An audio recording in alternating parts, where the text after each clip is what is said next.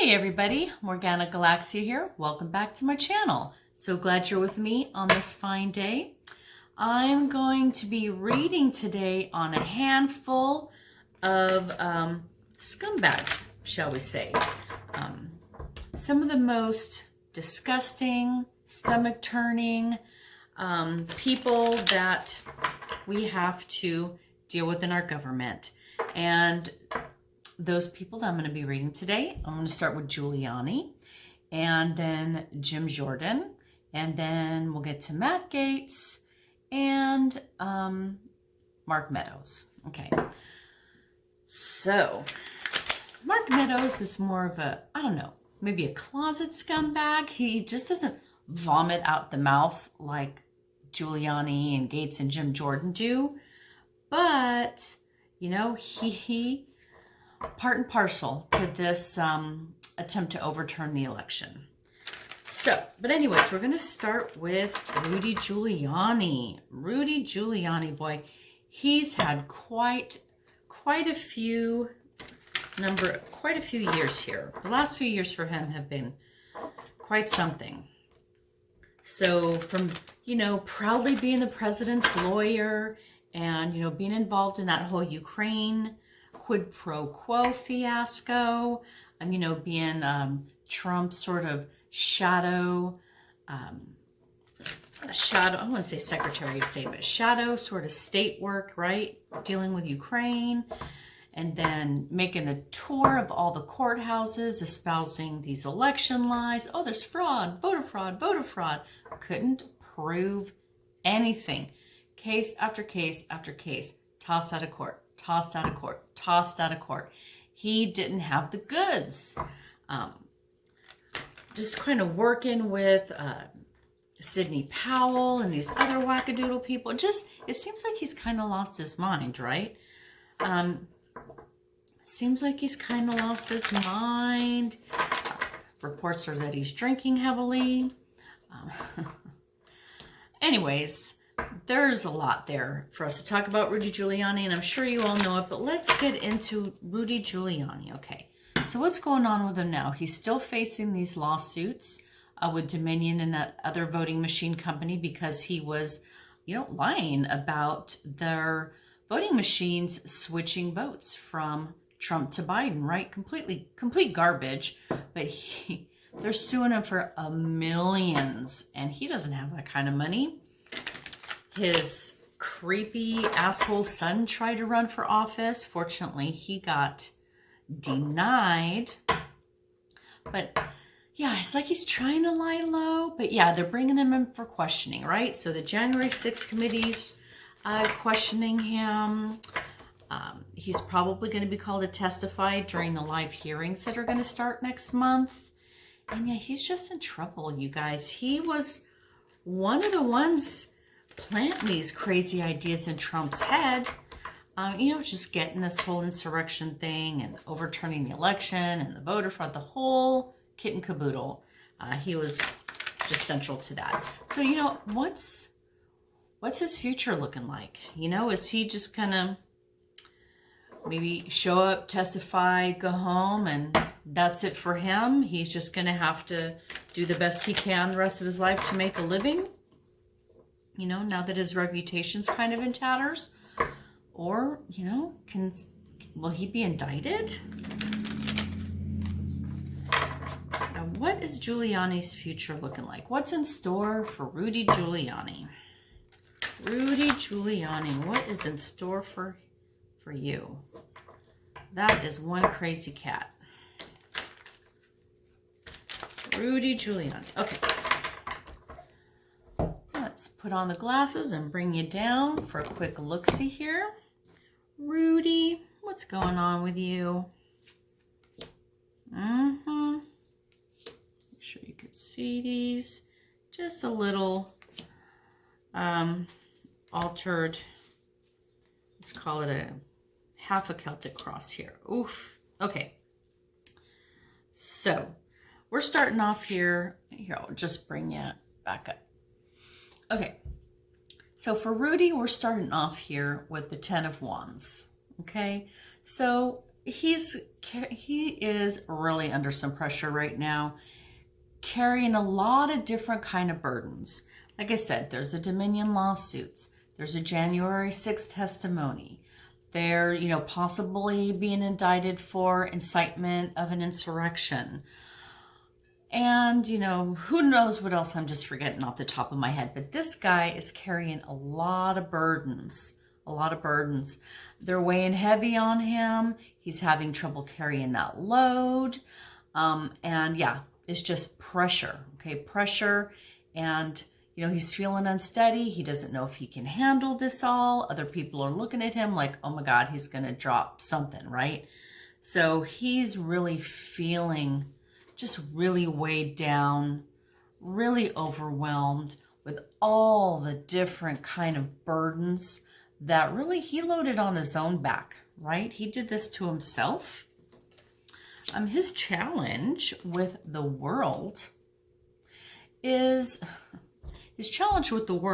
number one, is that everything that's happening to him is televised. It's on the world stage. The whole world's watching. Everyone can see it. His humiliation is laid out for everyone to watch, right? But this also signifies a grand ending. And I think, to me, what this means is that people are so done with this, so ready for this to be over, so ready to, mete out justice, put this behind us as a nation and move forward. And so Rudy's position is he's really fallen, right? He went from being the president's lawyer, ooh, he was so proud, to now he's scraping the bottom of the barrel. The world is turning, history's moving, things are moving on, things are progressing, and we're just really trying to put this thing to bed. And that's really what we're hoping, I think, for this testimony, right? These hearings next month, is that, all the information can be put out there, let the American people know. And, this is going to help us kind of just move on as a nation. We want to move on. We want to put this behind us. We're so done. So that is really just putting Rudy,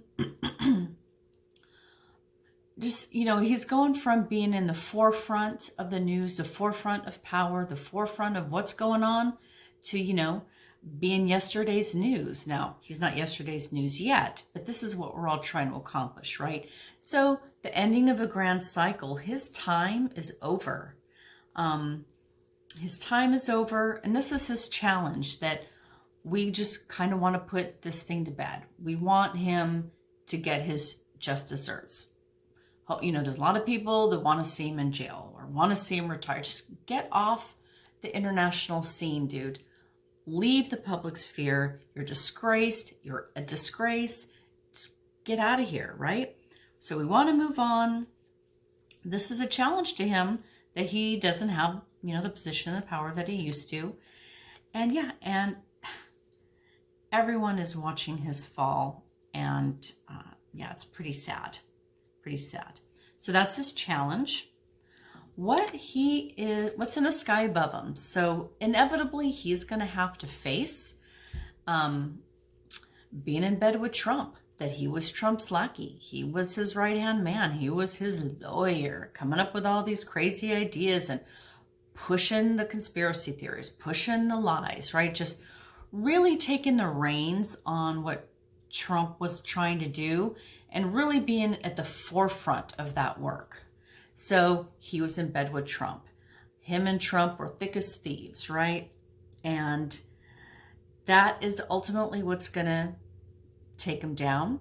That's what he's going to have to face. He's going to have to explain why he did the things he did, for Trump. And just explain, that sort of partnership with Trump. What were the conversations? What did he tell you to do? What did you offer to do for him, right?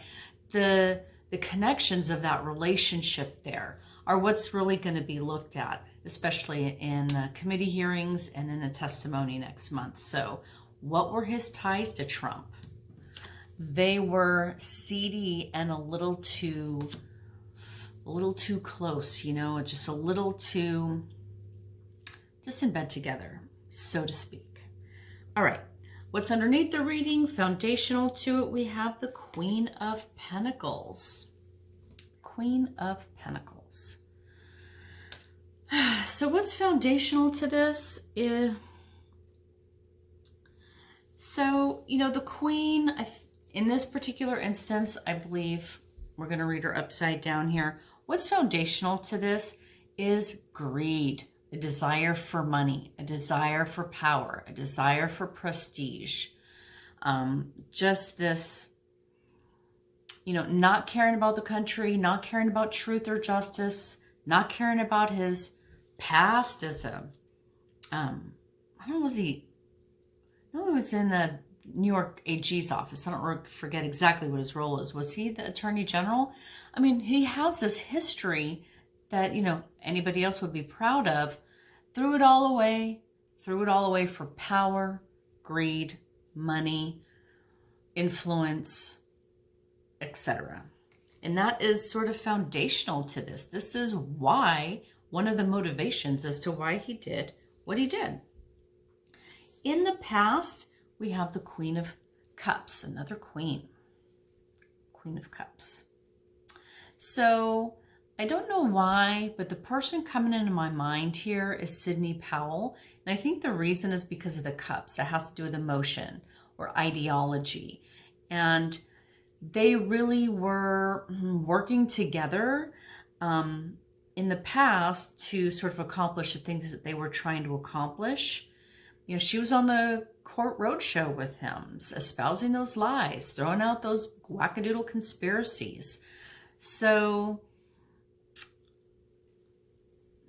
I think that one of the lines of questioning that they're going to be asking him about is, what was he working with Sidney Powell? How are they connected? They're both in the Dominion lawsuit, right? Both plaintiffs in that lawsuit. So I think that Sidney Powell is going to is a big part of his story and what they want to talk to him about. So, you know, Dominion has their own lawsuit going on, but within the January 6th Commission, within the New York Attorney General's office, she's part of his story. That's what I'm getting here with this queen. And unsurprisingly, in his future, what's the energy he's moving into? It's the devil. Now, I don't think he's moving into this. He's been, you know, this has been hanging over him for a while here. But moving forward, instead of being sort of the perpetrator, he's going to be on the receiving end of this kind of negative energy. This also is telling us, this is pointing to perhaps addiction issues, him being, just one sec, being Trump's lackey.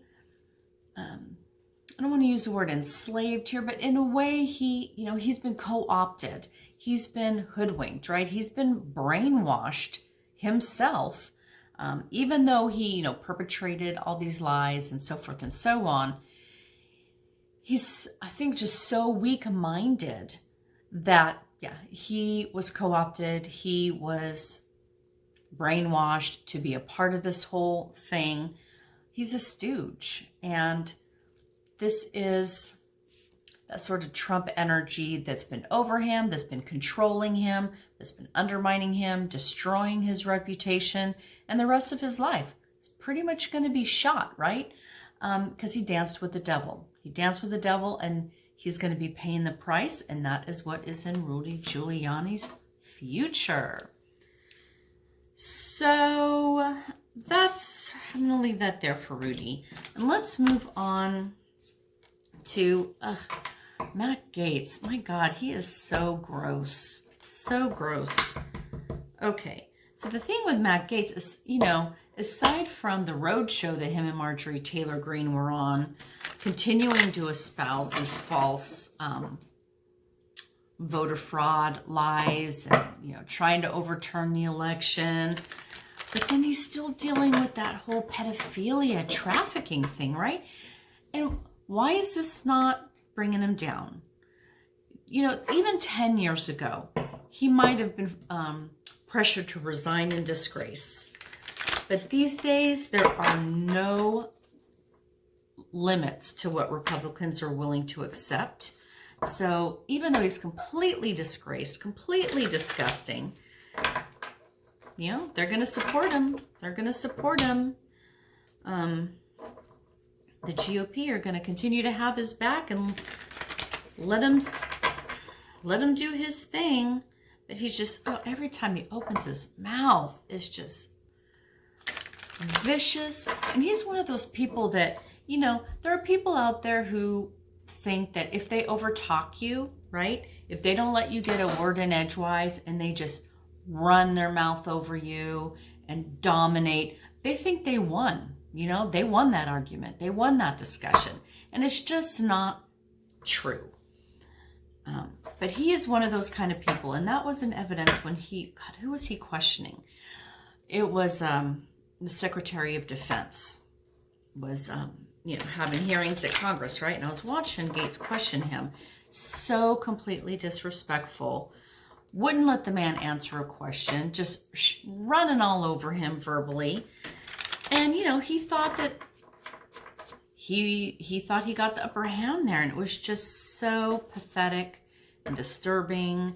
And anyways, you guys all know this about Matt Gaetz. Okay, but what's up with these trafficking pedophile investigations? Is anything going to happen to this guy? Is anything going to be happening to Matt Gaetz? What's Matt Gaetz' future looking like?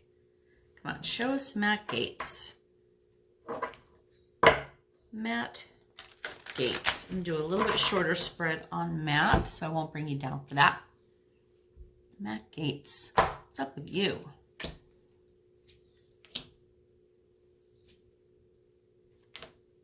Okay. So he's starting off here with the Eight of Pentacles. So this is, you know, doing a lot of work. Okay, so he's doing work. He's got a lot of balls in the air. He's doing work. So this would be him on his road tour with Marjorie Taylor Greene. It would be him disrespecting people who were testifying to Congress. It would be him campaigning. You know, whatever he's doing, he's out there. He's hustling. He's doing his thing. He's being productive in his own way for whatever his goals are. He's out there. He's working. Okay.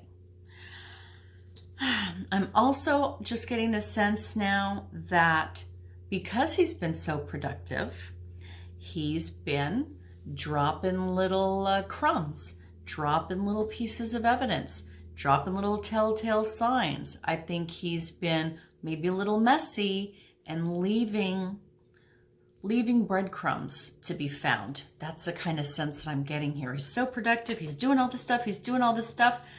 But where things land, the information that gets out there, the evidence, it's all there to be looked for and found. So that's kind of the feeling I'm getting here. His challenge is a Three of Swords. So he has hurt people. He has betrayed people. He's done a lot of damage, right? So he's caused a lot of people a lot of pain. Now, of course, he could also be undergoing a lot of pain, regret, sorrow. But, you know, the feeling I'm getting here with Matt Gaetz is he's been dishing this out. He has been dishing this out, hurting people. You know, this is the trafficking. This is the pedophilia. This is the lying. This is, you know, like he's got this fake fiance that he wanted to marry real quick to, I don't know, improve his reputation or something. This is how people feel about him. This is what he's been dishing out. It's going to come back to haunt him. This is what's giving the people the motivation to not give up on bringing him down. His result is a Two of Pentacles. So this card very often is about juggling money and accepting money from overseas bribes, other nations trying to, give him funding to do certain things. So there's money juggling and there's an overseas element here. So maybe if they ever give us any information about Russia, we might find he's had a little bit of money from them or some other country. But yeah, he's been doing some financial juggling. And yeah, I would think with this turbulent water and that warship in the back here, look for Russia. Look for some information about him accepting funding from Russia.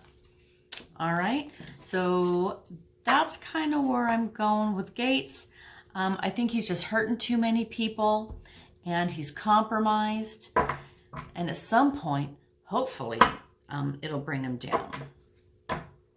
All right, so my third scumbag I'm reading on today is Jim Jordan. That's another one. Every time he opens his mouth, it's like, God, he's just gross. So what was his thing? He was like in a coach or in the coach's office, in a college. I forget which college, some well-known university, Pennsylvania maybe? I don't remember. But the medical doctor was basically the athletes, the college athletes' medical doctor was sexually abusing them, sexually harassing them. And it was well known. It was like one of those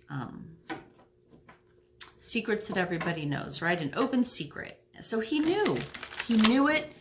People had complained about it. This had been going on for a long time. And he was one of the people that, instead of standing up for students, helped to sweep this under the rug and protect the guilty doctor, the guilty, I don't know if I can call him a faculty member, but so, protecting the perpetrator, throwing students under the bus, ignoring sexual assault, just gross.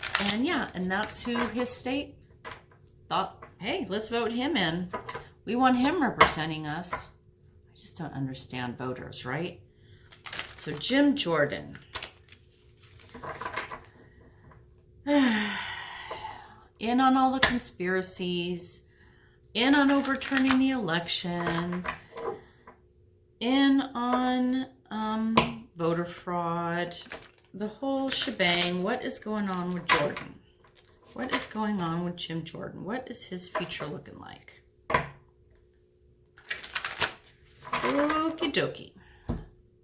Let's see what Jim Jordan has in store for us here.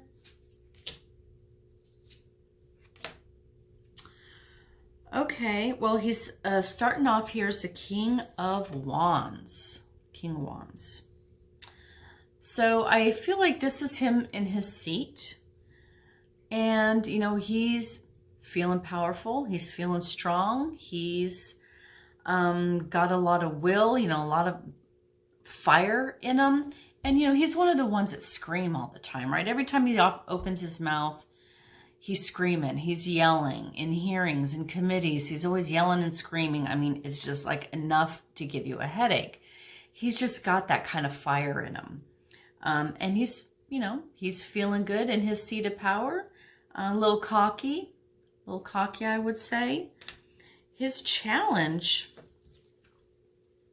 is poverty. So, well, of course, he has a poverty of personality. He's got no ethics, no morals, a poverty in that way. But this is a challenge to him. So I'm thinking it's not just poverty. This card very often for me is about banishment. You have just been rejected by your peers, rejected by your group. It's like when the church banishes you, tosses you out on the street, right? You are just kicked out, thrown on the curb. Nobody wants to have anything to do with you anymore. So financial poverty, reputational poverty, you've lost your community, you're banished. This is his challenge here. So this is what he's trying to avoid. But this is what's his biggest challenge. So that would tell me there are people that deal with him, that don't like him, that would want to see him voted out, would want to see him removed. He doesn't have a lot of fans. He doesn't have a lot of friends. And these people might be just looking for the perfect opportunity to shunt him from the Republican Party or from whatever committees he might be on, or, they can't really toss him from a seat that would have to go through the courts, but he's got no friends, okay? And I think if they had to have a chance, they would toss him out, censure him, what have you, whatever they can do, they're going to do. And, I'm not really talking about Democrats here either, although, of course, Democrats are certainly going to go after him for his participation in the insurrection.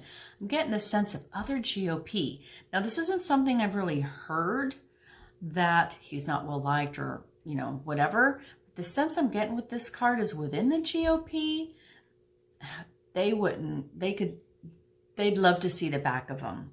They'd love to have him not be a thorn in their side, bringing them down, being an embarrassment. And, he's going to have some sort of culpability here. He's going to be leveraged. He's going to be injured when this is all said and done. And he's going to be no benefit to the GOP. And he might be looking at being sort of sidelined or, disregarded in some way, banished in some way. And for his outcome here, we have the Two of Wands, which is a change of direction. So, this card there's two paths you can take here. The path of the light, path of the dark. We know he's been on the path of the dark. But as an end card, as a result card, this is telling me he's going to have to take another path. He's going to be having to change directions, take another journey, take another route. So, yeah, I think that really kind of affirms that they want to toss him. This would tell me that at some point, sooner or later, probably not tomorrow, but at some point down the line, he is going to lose his seat. He's going to be out of Congress, and he's going to be having to find another way forward, another path, another job, what have you. So I don't think he's going to be a permanent long-term fixture in Congress. I think they're looking to get rid of him. Okay, so last one, Mark Meadows. Mark Meadows. So, boy, everyone was texting this guy during the insurrection, right? He was the route to Trump. You want to talk to Trump, you go through Mark Meadows.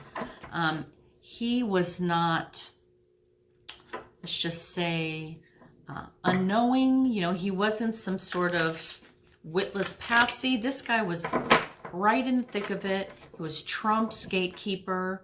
Everyone knew, call Mark Meadows. He's the guy you need to talk to if you want to deal with Trump. He was right in the room during the whole, over and over again during the whole thing. So right in the room during the insurrection when Trump was sitting at the, White House dining room table not doing anything, but also in all the meetings, right? With all the lawyers and in all the meetings with Giuliani and Sidney Powell and just in the mix. He's the guy. He is the guy that when Ginny Thomas wanted to pressure somebody, who'd she call? Mark Meadows. When Don Jr. can't even get a hold of his own dad, who's he going to call? Mark Meadows. All right, so let's take a look at Mark Meadows. What's his future looking like? At first he cooperated with the January 6th Commission, turned over some information, but then he stopped cooperating. He didn't turn over everything they wanted. He's still holding on to a lot of documents.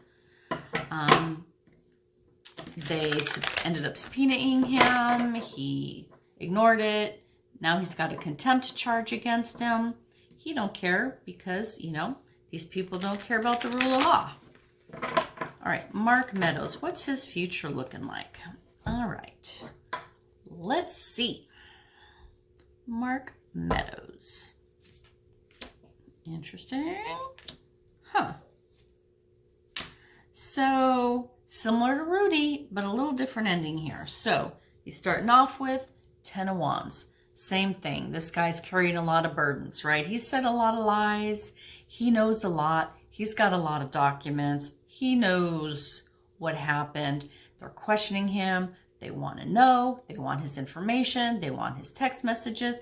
This guy is feeling the pressure. He's feeling the heat. He's carrying a lot because he knows a lot. He was party to a lot. He is responsible for a large part of this. So he's really burdened, really burdened. And again, just like Giuliani, the question is he going to drop the ball? You know, is he going to falter, misstep, and let something loose that he's trying to keep hidden or keep control of? So yes, he's feeling the pressure. He's feeling the heat. And I would not be surprised if Trump is calling him every day, you know, keep your mouth shut, continue, you know, to peddle my lies, don't throw me under the bus. He is feeling it. Also, just like Giuliani, what is his challenge? We've got the world card. So same thing, this is televised, the whole world is watching his downfall, his reputation is being shattered. You know, what kind of future is he going to have after this? Probably not much of one, because this is an ending card. It's a grand ending. So, you know, a grand ending before a brand new, better beginning. So this is telling us that Mark Meadows' power, influence is over. We're all seeing the end of it, and it's being televised. His disgrace is happening on the world stage for everyone to see, but it's over for him. His outcome is the Ace of Pentacles. Ace of Pentacles. So, you know, my first thought, of course, was, oh, he's going to end up getting another job. He'll maintain some kind of grip on power. But, you know, the second thing that just come into my mind really quick is this guy is going to be a prime witness. He's got the big evidence, all right? He knows where the money is. He knows everything there is to know, or most of it, and he's going to be a star witness. They really want to put the light on him because he has so much information, so many.